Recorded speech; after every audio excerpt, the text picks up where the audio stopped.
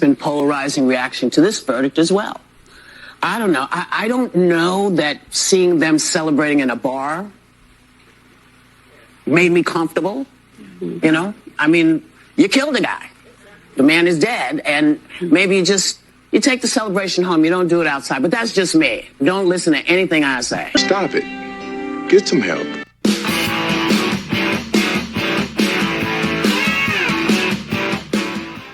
What's up, everybody? Welcome back to Opinions Vary. It's Opinions with an A. Please like, share, and subscribe. And don't worry, Whoopi Goldberg, we won't listen to anything you say. Because, in fact, you were just wrong again. Because, no, he didn't kill the guy. The guy died after the whole incident happened. He died of other things. Daniel Penny killed no one. Therefore, he was acquitted, rightfully so, of criminally negligent homicide. Anyway, that'll be the last we see of The View in this particular video. Thank God. We are instead going to look at a clip from News Nation with Dan Abrams interviewing a Chivona Newsome, her name is, and she is a leader in the BLM movement. And her whole argument revolves around, you guessed it, ding ding, race. Dan Abrams isn't really having it, though, and it gets a little bit heated. So without further ado, let's go. So do you not blame Jordan Neely at all? I mean, for what he did? He deserves no blame from your perspective, right? Did you hear the witness testimony? I'm asking you a question. Or are you cherry-picking the ones? I'm asking you a question. Do you blame Jordan Neely at all for his conduct? If Jordan Neely was a white man, we'd be saying it was an opioid crisis. He was hungry. He was mentally ill. He had a muffin in his pocket. I wouldn't be. There is an opioid crisis, and it affects everybody, which is why we've been telling everyone that we need to shut the border. Have you been advocating for that? There were other. What about the witnesses? Let's play again, just so we're clear on the race. Play Eddie Gibson, who begged Daniel Neely to stop. Oh, again, but he stayed there throughout the incident. Play the ones that fit the narrative. What? Fit the narrative, yeah. Yeah, Dan, you play the ones that fit the narrative, because we never do anything that just fits the narrative in the BLM. Never. We let everything out there, not just the stuff that fits the narrative. But what's the narrative? There's black women who were on the subway. It was mostly people of color on the subway. What about a white man during cross-examination who said that he was afraid of Daniel Penny, the one who poured water onto his head and said that he was afraid? He was a white man. Yeah, okay, so... And what about the Latino man who was holding his arms? I'm not the one identifying everyone by race. You are. You're the one who keeps... That's all she can do. Yeah, I have to. She says that's all she can do. Everything is seen through a prism, a funhouse mirror prism of race for BLM. That's it.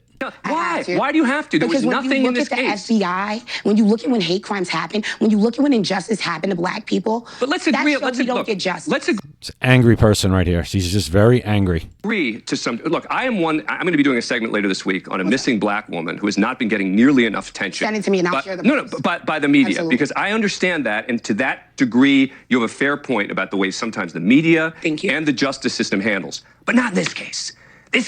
Well, in this case, if Jordan Neely was white, nobody would ever know about this case. It would never have seen the light of day. So that can go both ways, Dan Abrams.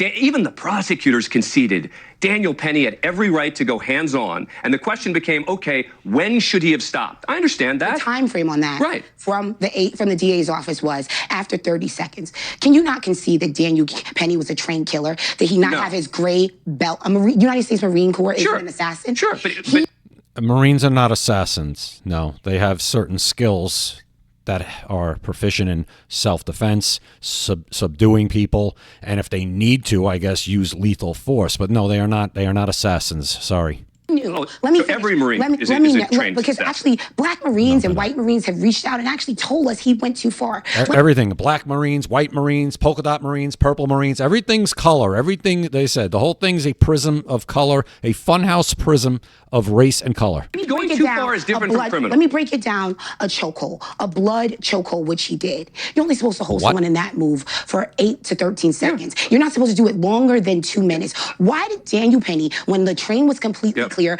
everyone was on the platform, why did he hold it for nearly 6 minutes? Because he was scared. A Marine is scared of of someone he labeled as a crackhead. Again, is it not possible that Daniel...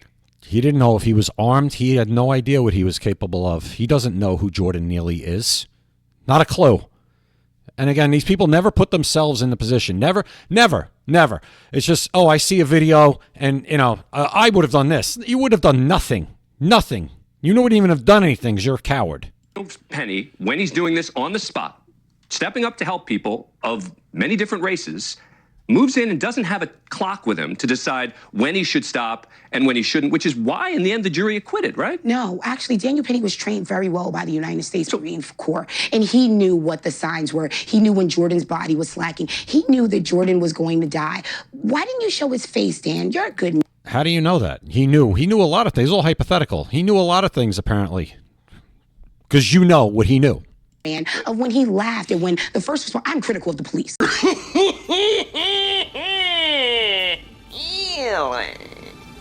We know this, right? Really? Shocker. NYPD tried to save his life while they were doing chest compressions. Daniel Penny laughed and said chest compressions. A good person, a hero. One last thing. Why did he never ask about the well-being in that police department about Jordan Neely? So you're asking, a hero. You're asking a lot of questions that are sort of rhetorical questions, right? But the ultimate question is, why did the jury acquit? Is it because they're racist?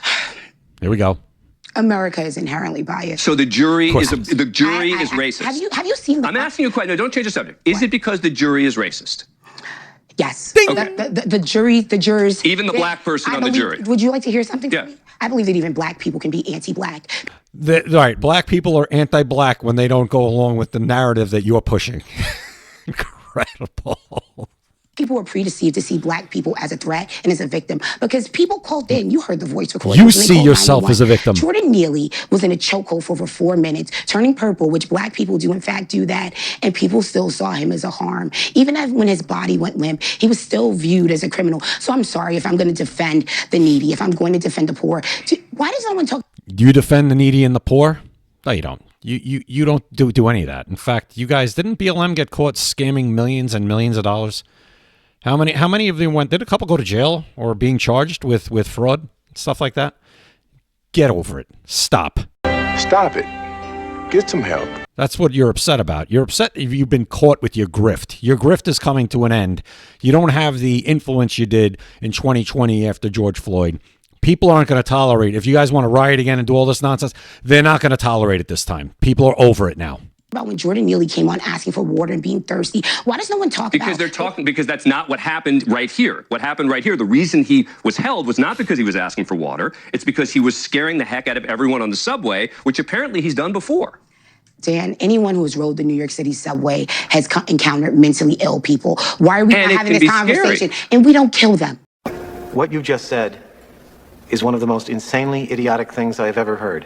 Everyone in this room is now dumber for having listened to it. But No. If you encounter a mentally ill person on a subway, everybody, you should just wait, leave them alone and wait to see if they kill you or punch you in the face or, urinate on you or something like that. Just sit there and wait, just accept it as part of everyday life in New York City. You know what? Offer help or we get out of the way. But more people wish people would step up more and help and stop people from doing it. So are you giving a license to vigilantism? Are you saying that? See, you go right to the extreme. Are you giving a license to kill? That's what she's trying to say. Is there a license to kill now because of vigilante, because somebody's mentally ill? No. Every situation's different. It's not vigilante. Is that what you're saying? What I'm saying is, called being a good Samaritan. It's very unfortunate. I think Daniel Penny would say it is really unfortunate that he died. Why didn't he care when he was at the precinct? He showed no remorse. Because he was defending what he did. Who cares whether he showed remorse or not? But maybe he feels remorse inside. Maybe he's not overtly showing it. Who knows why? Ask Daniel Penny that question if he feels like answering it. Who knows? Again, you're in everybody's head. And because you're in everybody's head, you know the answers to everything the way you want them answered, right? Lied in that defense too. Do you know he told people? He told the police, who people love, that people respect the police's opinion, right? You don't. People respect what they do. People respect that honor. He lied in the 5th precinct. How can anything he do? Can we just stop calling him a hero? No. Can we do that? No, I can't. I actually do view what he did as heroic. So there you have that. And good job by Dan Abrams there. He didn't back down. And even at the end, he's like, he is a hero. I think he's a hero. I think what he did was heroic. And it was. He stepped up and took care of a situation that needed to be taken care of. But like I said, when was enough going to be enough? When Jordan Neely actually did physically assault somebody or worse? We don't know what's in his head, in Jordan Neely's head, but he's acting in a certain way that tends to make you think he is a threat. And many people on the train came to the same conclusion. Daniel Penny didn't just come out of, pick out of a hat and say, oh, this guy's a threat and I'm the only one that thinks so. No, it was a broad consensus, if not 100% consensus on that train, that Jordan Neely was a threat, that he was going to assault somebody and get physical. That's not even in doubt at this point. So again, she just sees everything one way. And without it, she has no career. She has no income. She has nothing. Nothing. She's just probably not that bright. And this is the route she's chosen. But like I said, that grift has come to an end. They've lost all credibility. And like I said, people aren't going to tolerate it this time. They weren't able to intimidate this jury. And I commend this jury because they were outside BLM screaming. And the jury could hear it. And that should not have been allowed, first of all. The jury should not be able to hear protesters yelling outside the courtroom because that's jury intimidation. It shouldn't be allowed. But even with that, this jury had the courage to come back with the just verdict. And they could cry about it all they want, BLM, but it's not going to change anything. It's not going to change anything.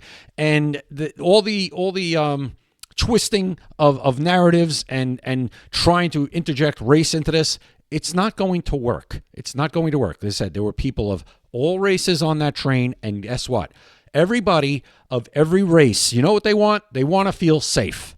They want to be able to get on a train and go to work or go visit their family or go wherever they want, do whatever they want to do, go shopping, and they want to feel safe. They don't want the Jordan Neelys of the world, whether they are white, black, Martian, or polka dot, on the train, threatening them, making their ride on that train a miserable and possibly physically or a deadly experience, physically altering experience. They don't want that. They want to feel safe.